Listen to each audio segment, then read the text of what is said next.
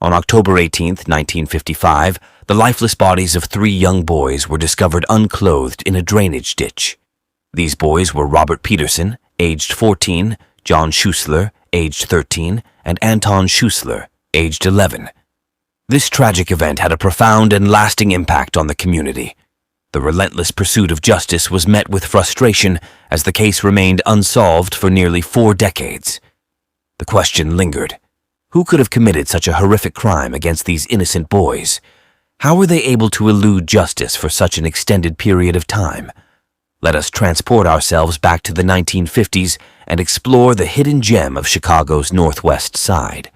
Norwood Park and Jefferson Park, nestled within this district, provided solace for those seeking refuge from the chaos of urban living.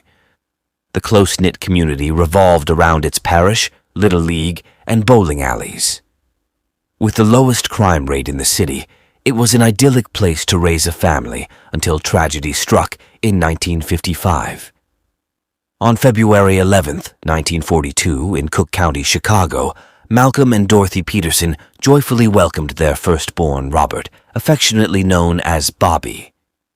Robert was the eldest of 4 siblings, with younger sisters Barbara Ann, aged 7, and Susan, aged 5, as well as a 3-year-old brother named Tommy. Even as a child, Robert was recognized for his tidiness and meticulousness, ensuring his room was always immaculate.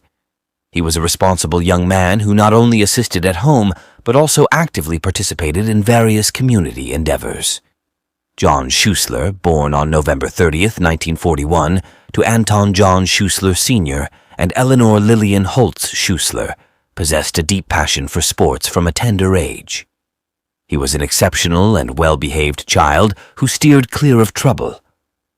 2 years later, on November 12, 1943, his brother Anton John Schuessler, affectionately known as Tony, entered the world.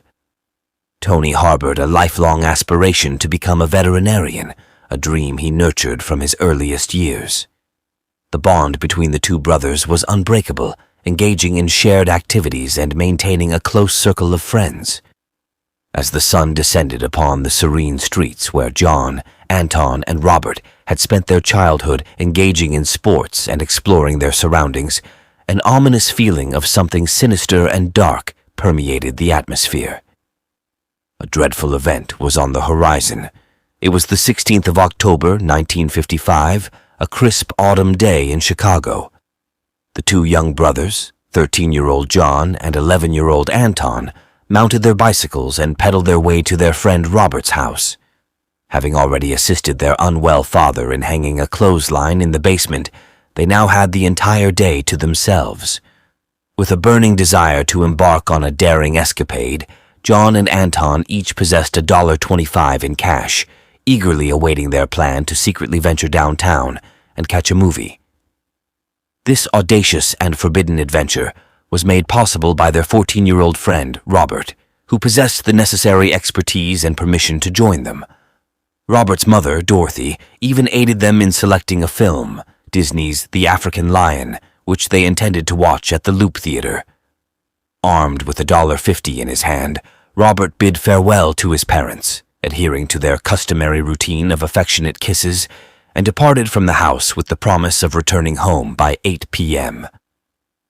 As the night grew darker and the clock struck past 8, panic began to consume both families. There was no trace of the boys, nor were there any phone calls. Eleanor, the mother of John and Anton, made a phone call to the Peterson residence to inquire about the whereabouts of the boys. To Eleanor's astonishment, Dorothy, Robert's mother, revealed that they had set off for downtown, leaving her in a state of shock. The fear intensified when there was no communication from the boys, prompting Dorothy Peterson to contact the police at the Gale Street station around 10 p.m. She conversed with a sergeant who advised the families to reach out to the police again if the boys failed to return within an hour.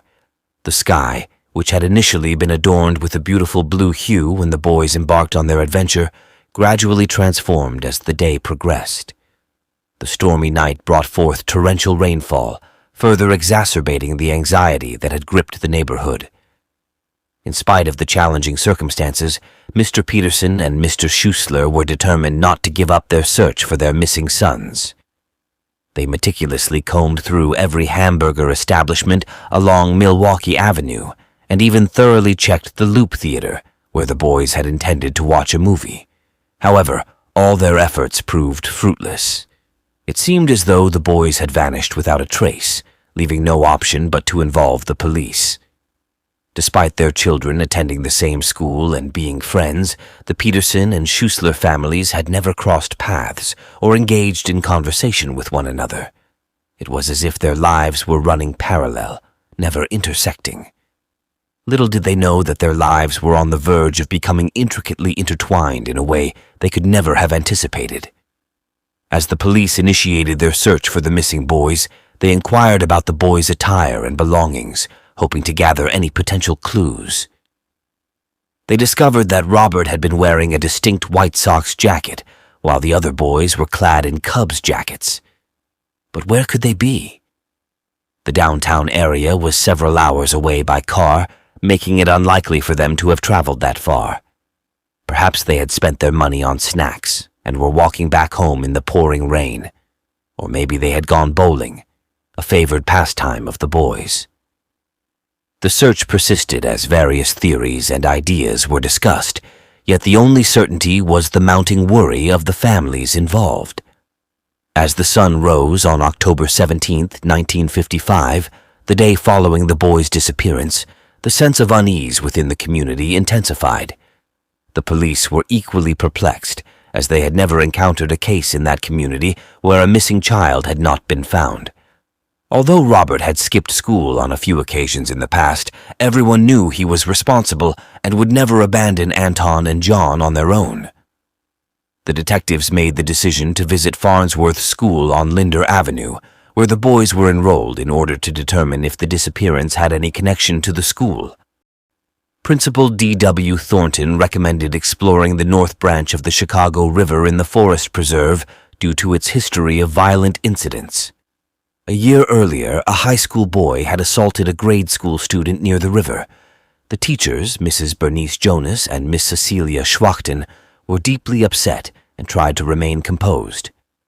Mrs. Jonas speculated that one or two individuals may have been attempting to gain the students' attention in recent days, as reported by some students. The community was gripped with fear, and the detectives understood that if they didn't locate the boys soon, rumors and speculation would cloud the truth. The detectives faced a challenging task ahead. With a population of 60,000 in the area, they had numerous doorbells to ring and a vast region to cover. They recognized the need to narrow down the search locations to improve their chances of success. Consequently, they began by investigating the Loop Theater and reaching out to the bus drivers who were on duty on the day the boys went missing. One driver, Bruno Malcarini, provided a crucial lead. He recalled seeing 3 boys matching the description of Robert, John, and Anton boarding his bus at Berthoud Avenue, displaying their student ID cards. He dropped them off at Lawrence Avenue, where they intended to go to the Jefferson Park recreation alleys for bowling. The issue arose when they didn't request a transfer slip, indicating that they were supposed to disembark at Central near the Peterson home. Perhaps this innocent change of plans triggered a horrifying sequence of events. It appeared that the detectives were finally making progress in their search for the missing boys. Sightings at the bowling alley yielded the next significant lead. Neighbors and relatives confirmed seeing Robert and Anton at Monte Cristo Bowling Alley, where they took a restroom break while John conversed with a neighbor. The boys departed at 8 p.m. after Robert and Anton returned from the restroom. Edward C. Davis, the manager of the alley, provided additional details, shedding light on the boys' activities that day. According to Davis, they had visited the alley twice, once at approximately 3:15 p.m. and again at 7 p.m. However, they were unable to bowl due to their lack of funds. This raised a perplexing question. Why would the boys return to the same location where they had been turned away earlier without any money to participate in the activity? While the detectives now had a timeline to work with, there were still gaps in their understanding of the events. It was frustrating for them to be so close to the boys, yet unable to locate them. The atmosphere in the office of Captain Russell Corcoran, head of the 33rd Precinct of the Chicago Police Department, was tense and somber on that fateful day of October 18, 1955. The disappearance of the Peterson and Schuessler boys had consumed the entire department, and Captain Corcoran had just reassured the commissioner that they were exerting every effort to locate them. However, at 1:15 p.m., the phone rang once again, and as the captain listened, his face turned pale and tears welled up in his eyes. After hanging up, he made a grim announcement that would forever haunt the team of detectives. The bodies of 3 young boys had been discovered, unclothed. On that day, Victor Livingston, a middle-aged liquor salesman, was leisurely driving around in his car, enjoying the rewards of his hard work. Having earned a decent sum of money, he sought a peaceful spot to have his lunch. Consequently, he decided to visit Robinson Woods Forest Preserve, a picturesque area renowned for birdwatching and autumn foliage on the northwest side of Chicago. Little did he know that he was about to stumble upon something horrifying. As he sat in his car preparing to eat, his attention was drawn to a lifeless body lying on the ground. Alarmed, he swiftly drove away in search of a phone to alert the authorities. Various authorities arrived at the scene as the news spread. When Victor approached the officers inquiring about the body, he was informed that 3 bodies had been found. Due to the bodies being placed in a shallow ditch, only one was visible. Despite the detectives' extensive search for the missing boys, the grim reality they uncovered was beyond anyone's worst nightmares. Just a fortnight before Halloween, the boys were found unclothed and stacked on top of each other, with Robert's head displaying a gruesome wound that had already healed. The contaminated area offered no hope of finding footprints or any other valuable evidence. The devastating news impacted everyone profoundly. Although detectives were expected to maintain a professional demeanor, tears flowed freely that day as they grieved the loss of the innocent children. Left with minimal evidence, the detectives noted the absence of footprints near the bodies, suggesting that the boys had been disposed of from a vehicle. The perpetrator had meticulously covered their tracks, erasing any traces of the boys' belongings or incriminating evidence. Furthermore, the presence of grease on their hands, backs, and soles indicated that the boys were likely killed elsewhere before being dumped in the forest. The absence of blood due to rain further supported this theory. An autopsy on the 3 boys revealed that they had been deceased for approximately 36 to 40 hours before their discovery in the Robinson Woods Forest Preserve. While initial suspicions pointed towards assault, the autopsy results disproved this assumption. Dr. Harry R. Hoffman, an associate of the Cook County Behavior Clinic, somberly pointed out that the individual behind such a despicable act was likely fulfilling their dark desires through the very act itself. Dr. Jerry Kearns was a seasoned professional in the field of examining human remains. He made sure not to let the weight of his work affect his personal life, but the case of the Schuessler-Peterson boys would leave an indelible mark. Anton Jr. had been struck in the neck with a force akin to a karate chop, yet the presence of fingernail marks on Anton and John's necks indicated that they were strangled. The Schuessler boys seemed to have been strangled using bare hands, while Robert had evidently been strangled with a rope. Additionally, he had been brutally beaten on the head 14 times with a rake or similar gardening tool, and the other boys had been struck on their faces with what seemed to be the flat side of a knife. Coroner Walter E. McCarrow also shared his thoughts on the tragedy, labeling it as the work of a deranged individual or possibly a group of older boys. It was observed that Robert, John, and Anton were likely held captive in unsanitary conditions, bound and silenced with adhesive tape before being discarded in the forest preserve. Dr. Kearns was well aware that this was no ordinary crime. He asserted that it was not carried out by individuals of the same age group, nor was it the work of a lone 18 or 20-year-old. The assailant had approached from the left rear, and despite the gruesome nature of the crime, There was no sign of sexual assault. Robert had put up a fierce fight for his life, evident from the head injuries he sustained. The recovery of the boys' bodies marked just the beginning of the nightmare. Witnesses came forward to report seeing a vehicle pick up the three boys. One witness even claimed the car was a Packard, leading to the interrogation of nearly 1,000 Packard owners. Despite an exhaustive investigation that involved interviewing over 43,000 individuals, the perpetrator remained at large. Anton Schuessler Sr., who had lost his two sons, expressed his thoughts on the tragic events, stating, "When children can't safely go to the movies in the afternoon and return home, there is something fundamentally wrong with the country." However, the tragedy did not end there for the Schuessler family.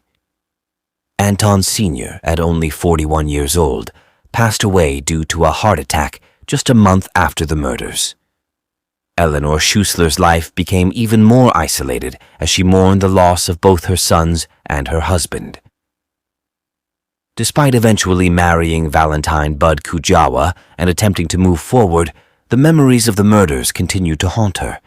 She kept a photo of her boys and a bronzed baby shoe of each on her dresser as a constant reminder of the children she had lost. For years, she grappled with the unanswered question of what had happened to her sons, with occasional visits from investigators serving as painful reminders of the unsolved case. Gary Kujawa, her stepson, recalled the profound impact the murders had on her, noting that she was always haunted by the tragedy. The Peterson family also struggled to come to terms with their loss. Malcolm, Robert's father, not only mourned the loss of his son, but also his closest companion. Dorothy, Robert's mother, was left so devastated by the tragedy that she required medical attention. In the aftermath of the murders, Chicago became a place of unease.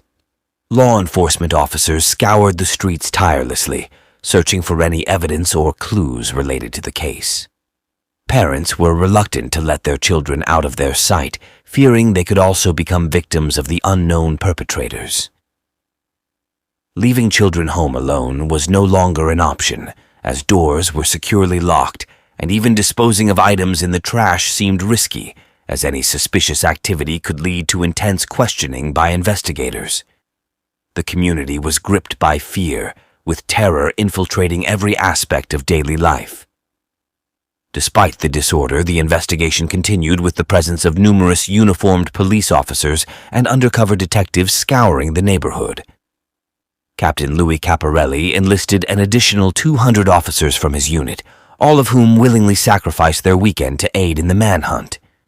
It was an unprecedented display of unity within the Chicago Police Department, with one officer commenting, "I've never witnessed anything like it."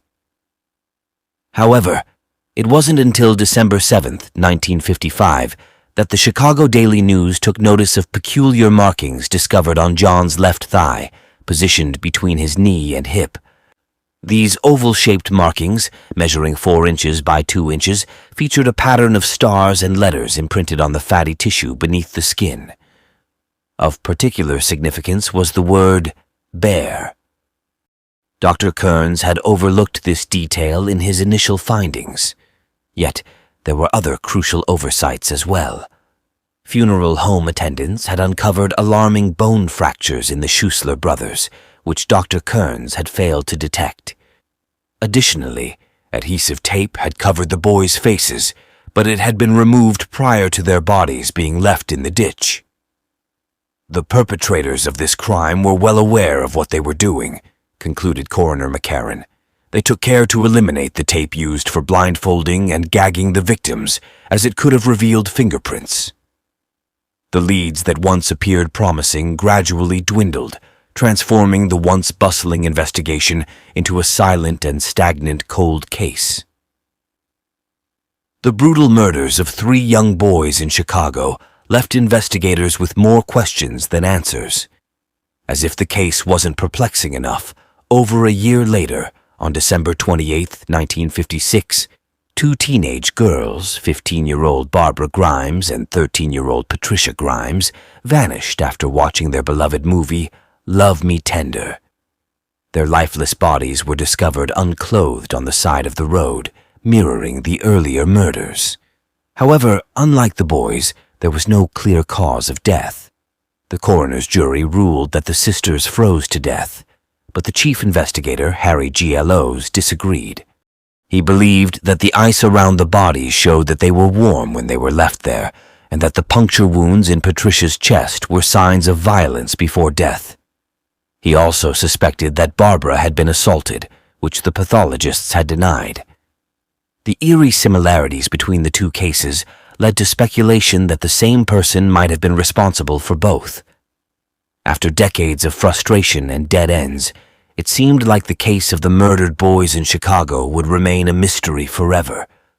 But then, in 1994, a bombshell dropped, and it wasn't the kind of evidence you see in TV crime dramas. There was no DNA, no fingerprints, no trace evidence examined by a forensics expert. Instead, it was a seemingly innocent comment made by a snitch in a completely unrelated investigation that suddenly opened up a direct path to a suspect in this long-dormant investigation. During an investigation into suspected horse killings and the mysterious disappearance of candy heiress and horsewoman Helen Voorhees Brach on February 17, 1977, a breakthrough occurred when Special Agent Jim Grady and his partner, Mr. Rotuno, began piecing together clues from the horse racing industry. They knew they were entering a world of secrets.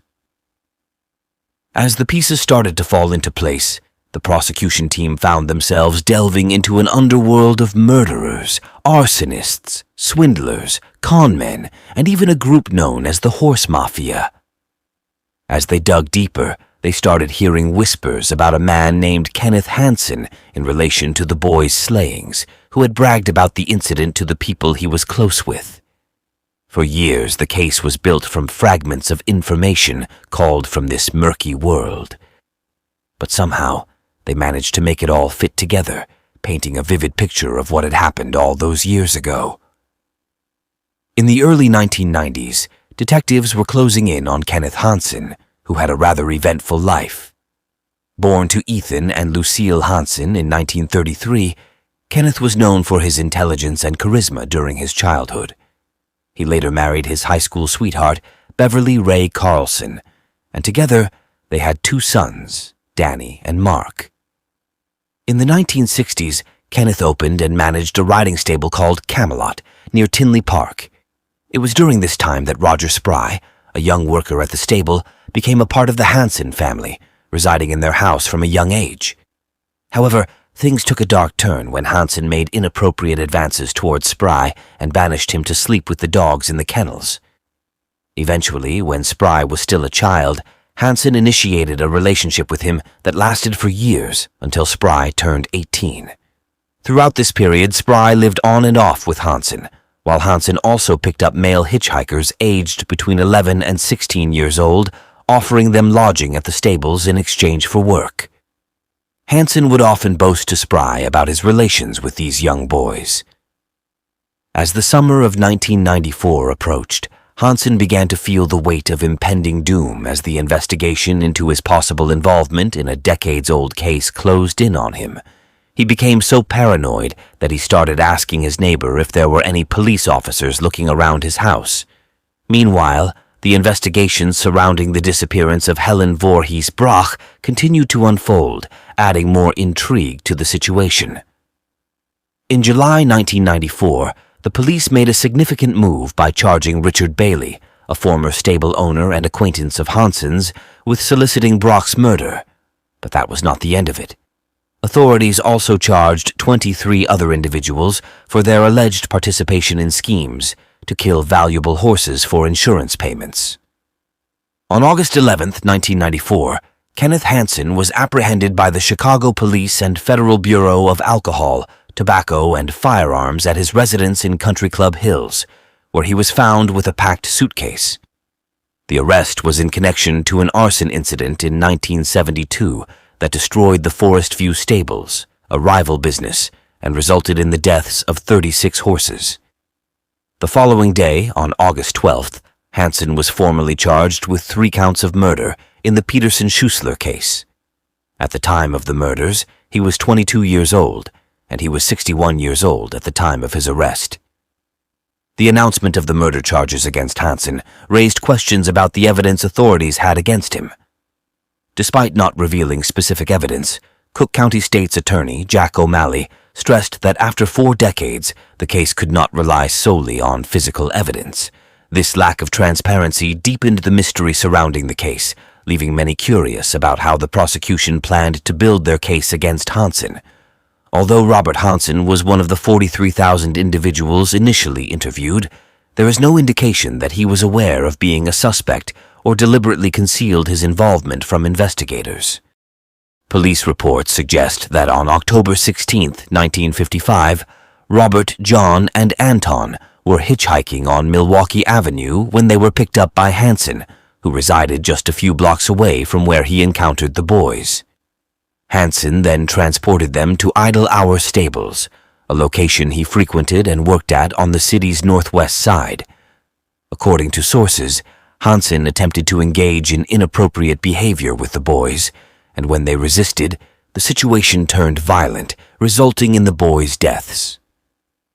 On that same evening, witness Hetty Salerno heard 2 chilling screams emanating from the direction of the Idle Hour stable while she was going about her activities. Spry, who resided with Hansen's family, testified that Hansen once recounted a chilling incident involving 3 boys he had picked up while they were hitchhiking. According to Hansen's version of events, he took them to a barn where he assaulted Anton. When John, Robert, and Anton threatened to report the incident to their parents and the police, an argument ensued. The defendant ended up accidentally strangling one of the boys in the heat of the moment and was then compelled to eliminate the other 2 to prevent being exposed. After the killings, Hansen's friend showed up, and together they disposed of the bodies in the nearby forest preserves with the help of an employee.